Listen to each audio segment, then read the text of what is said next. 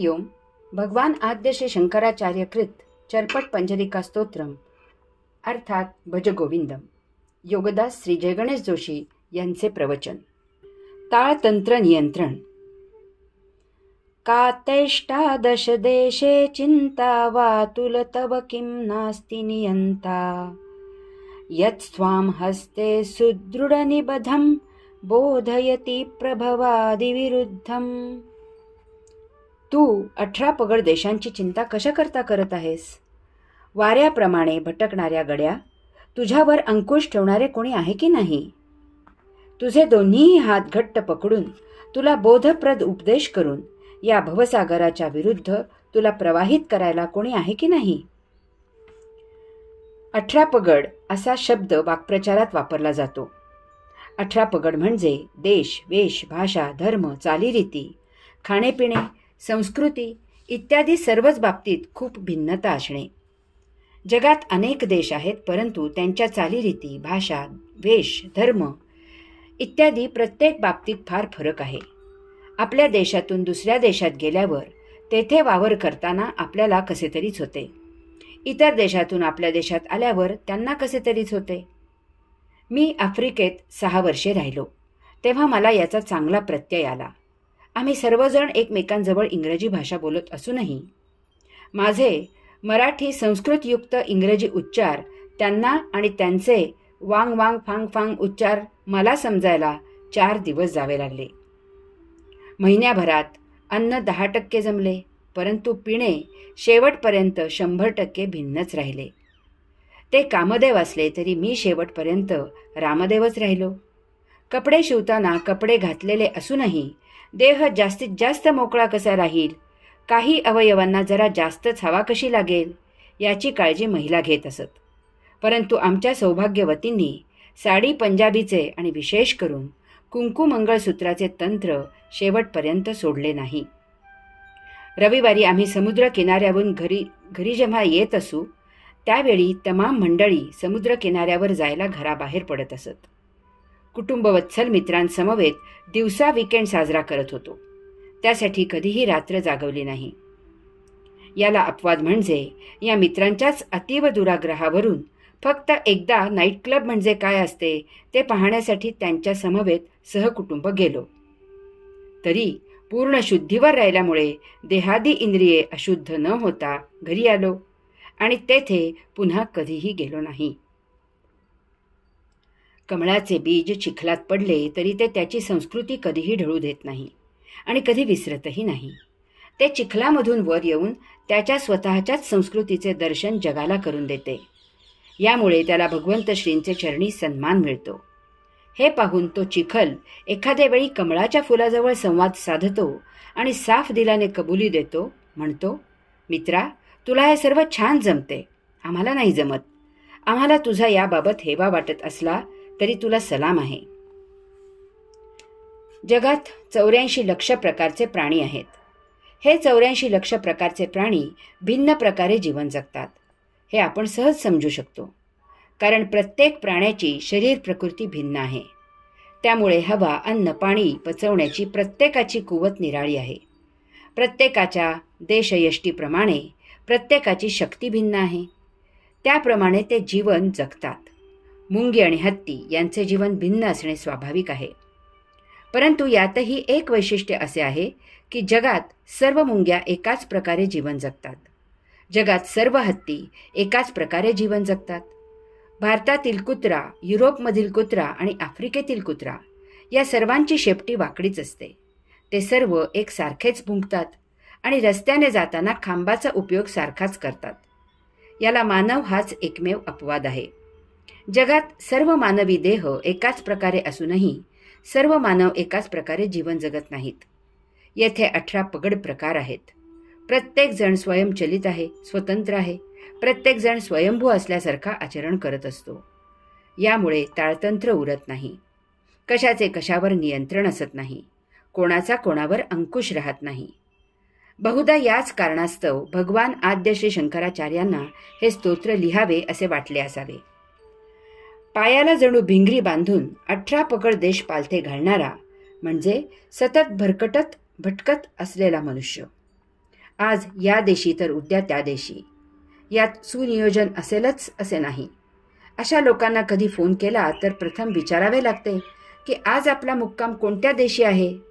मग त्यांच्याशी संवाद सुरू करावा लागतो.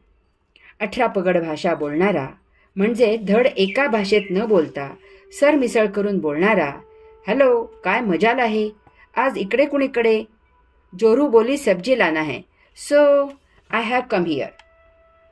व्हॉट रिझन आप आए है. आता काय करावे या भाषा पंडित्याला. काही जण असे काही 18 पकड कपडे घालतात की ते सर्कसमधील विदूषक दिसावेत. काय त्या तऱ्हा की तऱ्हेवाईकपणा, काय ती रंगसंगती की विसंगती. त्यावर छापलेला मजकूर ते घालणाऱ्या साहेब मजकुरांबद्दल गैरसमज करवून देणारा असतो. 18 पगड सौंदर्य प्रसाधने चोपडून कसले साधन प्राप्त होते कोणाला माहीत. आणि 18 पगड केसांच्या प्रकारांची केस काही औरच असते. पार चमन तुळतुळीत गोटा करण्यापासून टाचेपर्यंत कृत्रिम केस लावण्यापर्यंत काहीही करत असतात. हे सर्व कशासाठी. जसे आहे तसे जीवन स्वीकारण्यात अडचण का वाटते. निसर्ग जसा आहे तसा आहे. त्यात तो काहीही बदल करू इच्छित नाही. त्याला धक्का लावणाऱ्या मानवाला तो भूकंप, सुनामी, महापूर इत्यादी मार्गाने चांगला धडा शिकवतो. निसर्गात घाणेरीचे आणि गुलाबाचे झाड गुण्या गोविंदाने नांदत आहेत. कारण त्यांनी स्वतःचा जसे आहे तसा स्वीकार केला आहे. घाणेरीच्या झाडाने गुलाबपाणी शिंपडले म्हणून त्याचा मूळ वास काही नष्ट होत नाही. मग कशाला 18 पगड उठाठेवी करायच्या. भगवान आद्य श्री शंकराचार्य विचारतात की वाऱ्याप्रमाणे का भटकत असतोस. होडीला शीड नसले की ती होडी वारा नेईल तिकडे जाऊ लागते. तिचा मूळ इच्छित मार्ग बदलतो आणि तो भरकटतो. काही माणसांचा स्वभावच महाविलक्षण असतो. ते जसा वारा असेल त्याप्रमाणे पाठ फिरवतात. त्यांना स्वतःला काही विचार नाही आणि त्यामुळे काही मत नाही. कोण काय म्हणाले की तिकडे धावायला लागतात. त्यामुळे परस्पर विरुद्ध विचाराचे आचरण त्यांच्याकडून होत असते. परंतु हे त्यांना समजत नाही. या मानवाला नक्की काय झाले आहे तेच समजेनासे झाले आहे. कोणीतरी राजकीय पुढारी काही मत मांडतो आणि त्यावर विचार न करता त्याला कार्यकर्ते मिळतात आणि लगेच कोणाच्या तरी नावाने जिंदाबाद आणि दुसऱ्या कोणाच्या तरी नावाने मुर्दाबाद सुरू करतात. कोणत्या तरी प्रदेशातील भाषेची गंमत म्हणून नक्कल केली जाते आणि त्या भाषेतील ते शब्द स्वतःच्या भाषेत वापरायला सुरुवात होते. एकदा एका सिनेमाचे चित्रीकरण चालू होते. त्यावेळी कोणा नटीची पॅन्ट काट्यात अडकली आणि पॅन्ट फाटली. चित्रीकरणाच्या नादात हे कोणाच्याच लक्षात आले नाही. त्या फाटलेल्या पॅन्टमध्येच चित्रीकरण झाले. तो सिनेमा पाहून ही काहीतरी नवीन फॅशन आहे असे समजून तमाम तरुण तरुणींनी आपापल्या नव्या पॅन्ट्स त्या जागी फाडून घेतल्या. सिनेमात पाहतात की घरी किंवा हॉटेलात पार्ट्या केल्या जातात. लगेच इकडे तशा पार्ट्या आयोजित करतात. परंतु सिनेमातील तो हिरो पोट भरण्यासाठी काय करतो इकडे कोणी लक्ष देत नाही. ते जमणे शक्य नसते. परंतु तरीही त्याच्यासारखी हिरोगिरी करायला हवी असते. त्यासाठी पैसे हवे असतात. मग अवैध धंदे केले जातात. सिनेमात हिरो हिरोईनला कसा पटवतो ते पाहतात आणि इकडे स्वतः ते करायला जातात आणि फसतात, आयुष्यातून उठतात. भगवान आद्य श्री शंकराचार्य विचारतात की हे भल्या गृहस्था, तुला योग्य उपदेश करून तुझ्यावर अंकुश ठेवणारे, तुला योग्य मार्गावर आणणारे कोणी आहे की नाही. या प्रश्नातच त्याचे उत्तर नाही असे स्वतःच भगवान आद्य श्री शंकराचार्यांनी दिले आहे. काचेच्या घरात राहणाऱ्यांनी दुसऱ्याच्या घरावर दगडफेक करून चालत नाही. येथे ज्यांनी कायदा आणि सुव्यवस्था राखायची आहे त्यांनीच जर हैदोस घालायला सुरुवात केली तर कोण कोणाला उपदेश करणार. खिसा कापून पैशांचे पाकिट पळवणाऱ्याला लोक चोर म्हणून बदडतात. परंतु जर शासन करताच त्याला एक साधे बिन बोभाट पैशाचे पाकिट पळवता येत नाही, पकडला जातोस, आमची कामे वाढवतोस, अशा उद्वेगाने बडवत असेल तर याला काय म्हणावे. एक गुन्हेगार 10व्यांदा शिक्षा भोगून संपवून तुरुंगाच्या बाहेर जाऊ लागला. तेव्हा त्याला तुरुंगाधिकारी म्हणाला, अरे किती वेळेला तुरुंगात येतोस, जरा सुधार. त्यावर तो गुन्हेगार म्हणाला, साहेब आता चिंताच करू नका, मी माझ्यात पूर्ण सुधारणा केली आहे. मी पुन्हा येथे कधीही येणार नाही. त्यावर तुरुंगाधिकारी खुश झाला आणि म्हणाला, शाब्बास, मला तुझ्याकडून हेच ऐकायचे होते. परंतु तू असे कोणते व्रत घेतले आहेस की तू पुन्हा येथे येणार नाहीस? त्यावर तो गुन्हेगार म्हणाला, तुरुंगात मला महागुरु भेटले. त्यांनी मला चुका कशा टाळायच्या याचा गुरुमंत्र दिला आहे. आता गुन्हा करताना या ज्ञानाचा पुरेपूर उपयोग करीन, म्हणजे मला पुन्हा तुमचे तोंड पाहायला लागणार नाही. हेच माझे व्रत आहे. ज्यांनी शासन करायचे त्यांना उपदेश कोणी करायचा? कुलूपच जर चोरी करत असेल तर विश्वास कोणावर ठेवायचा?